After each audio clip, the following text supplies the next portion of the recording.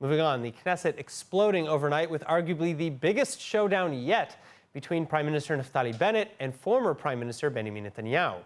Bennett, for one, trolling both the opposition as well as his predecessor-turned-opposition leader with a play on Netanyahu's own words from a few years back. Chamutzim, meaning sourpusses or pickles. חבר הכנסת נתניהו, חברת הכנסת דיסטל וסמוטריץ', הפכתם לחמוצים החדשים. הפכתם לחמוצים החדשים. כי את מה שאתם הזנחתם, אנחנו מתקנים, ואתם החמוצים החדשים. רק מקטרים ומייללים ומתבכיינים. נכנסתם כל כך מהר לתפקיד החמוצים, שגם כשאתם רואים דברים נפלאים קורים, אתם לא יכולים לפרגן. אני אתן לכם דוגמאות. בואו ניתן דוגמאות. חבר הכנסת נתניהו פחד שבוע אחרי שבוע לקיים מצעד גלים, והוא דחה ודחה ופחד, ואז קיימנו. קיוויתי לראות מחיאות כפיים, כלום, רק קיטרתם, כי אתם החמוצים החדשים. Bennett then going on to list a number of other examples of the opposition's apparent indignation, including over issues with coronavirus, Iran, Jordan, national security, and more. Bennett even mocked Netanyahu with an impersonation in which he admitted as Netanyahu to stealing other people's credit. Netanyahu and other right-wing opposition leaders, for their part, however, responding harshly to Bennett's address. Netanyahu blaming the new so-called fraudulent government under Bennett and Yair Lapid of spoiling coronavirus successes, capitulating to American demands, and abandoning the fight against the nuclear deal with Iran. So who's right? Joining me to discuss is Michael Kleiner, former Likud MK and president of the Likud Supreme Court, and Jeremy Saltan, political strategist and director of English operations for the Yamina party. Thank you both so much for being with us. Now, Michael, I'll start with you. What are your reactions to Bennett's speech? Look, this is Parliament. We are a democracy.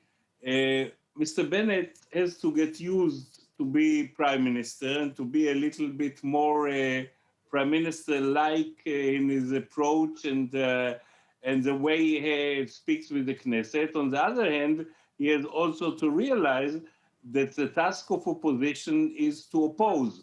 And there is one fact that Mr. Bennett cannot deny. You spoke about the corona before. When Netanyahu left office a month ago, there were less than 10 people, new people ill in corona a month ago, and now there are 700. So I don't put all the blame on Bennett, of course, but I guess it should be ended much earlier, much in a more swiftly way. But Mr. Bennett was busy celebrating becoming Prime Minister, probably. Okay. I'd like to hear your response, Jeremy. Sure. You know, what we saw was the Prime Minister responding to a request by 40 MKs who signed their signatures from the opposition, who were looking to attack the Prime Minister on a number of issues, including some of the things that Michael just mentioned. What we saw was the Prime Minister going ahead and defending his record and listing the many accomplishments we've had over the last month. Now, I understand that the opposition is trying to go ahead and do everything possible in order to go ahead and bring us down, of course, led by MK Netanyahu. But what it comes down to is the fact that even when we have had right-wing accomplishments, such as for the first time with the Eviatar arrangement, leaving the buildings there instead of knocking them down, as happened during the Netanyahu administration, us going ahead and moving forward with the decision to have the flag march parade. Of course, our decision to actually finally implement the law that goes ahead and takes away money that goes to terrorists in prison through the PA. I can keep going in terms of the 35 approvals that were done in terms of various areas within Judea and Samaria, things that were held up by Netanyahu as well. It's amazing how all of these things have suddenly escaped him. Well, so I want to follow up. Why do you think, because you mentioned that Bennett felt the need to defend himself, but you know, I watched that speech and he went a little bit beyond just defending himself. He went on the attack. He named Knesset members. He smiled when they were being kicked out, and et cetera. He attacked several different politicians for being complainers, whiny sourpusses or pickles, as I enjoyed to translate that. So Yes. why did he feel? I mean, didn't it seem a little bit petty? A little bit, Jeremy? I don't think it was petty at all. People who remember, we didn't have it during the last opposition that we were part of, but people who remember 10 years ago when we would have these monthly exercises of the 40 MK signature speeches, Netanyahu had the same tone. Perhaps people just have short memories. But what you have is a situation where you have a well-oiled machine being led by the Likud and MK Netanyahu that are going out every single day and spreading lies. Here we had an opportunity, thanks to the opposition, requiring the prime minister's presence and, of course, giving him a chance to give a rebuttal to the ridiculous speeches that were given beforehand. And you mentioned some of them, Kays, that, of course, the prime minister mentioned within his speech, who are some of the biggest stars in terms of going to the media and distorting the actual truth of what is happening in terms of course, Israel's national security concerns, our diplomatic relations, stuff that have to do with the coronavirus, and of course, many other, as I said, accomplishments that we've been able to bring to our right-wing constituency. So I do not find it petty at all. I think a lot of people that I spoke to after the speech, in fact, even some journalists sent me some messages that they were surprised to see Netanyahu going ahead and trying to continue with Bennett this situation, because of course after Bennett finished his speech, Netanyahu went up again, and then Bennett went up again, and you sort of have a situation that more resembles the UK Parliament of Prime Minister Question Hour, of this sort of back and forth with opposition, and I think this is a normal thing in a majority of parliaments around the globe.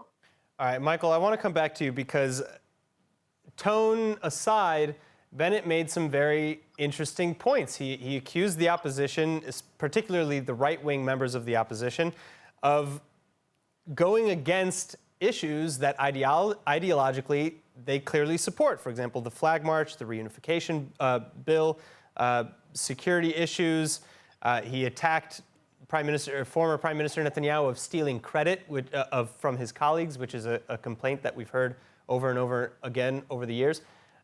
Do none of these points make sense? Is it possible that the opposition is biting its nose to spite its face?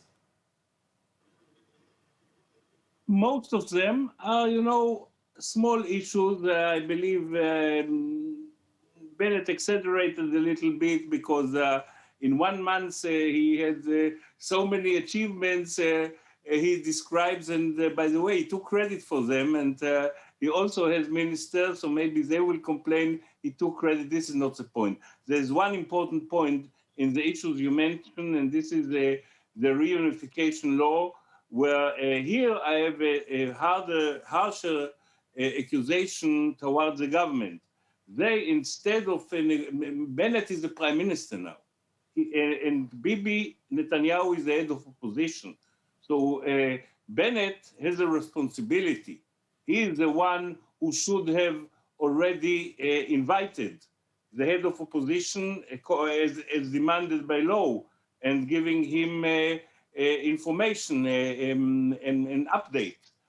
But moreover, instead of trying to make a deal with the Arab parties and Meretz regarding the reunification law and making very dangerous concessions that Likud never made, he should have invited Netanyahu and try to get a compromise with Netanyahu in order to pass the bill, this necessary bill, that Likud, as the opposition, voted against it. By the way, I personally, if I would have been a member of Knesset, I would have voted in favor of it and not against it.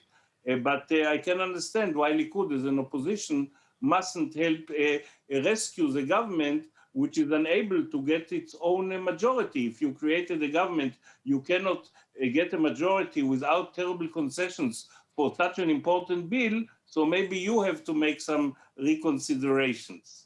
All right, Jeremy, final comments, if you'd like to respond.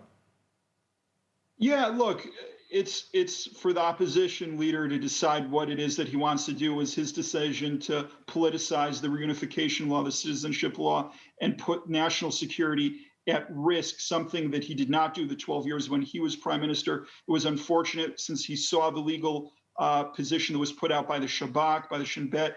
I think it's too bad, but you know, it was his decision to make a deal with Ahmed Tibi and then accuse us of making a deal with Mansour Abbas. I think instead of trying to go ahead and be responsible about the issue as we did when we were in the opposition and voted for this, he could have done the same thing. He chose politics over country. That's his right. All right. I know that we have a lot more to discuss here, but in the meantime, Jeremy Saltan, Michael Kleiner, thank you so much for joining us with your insights.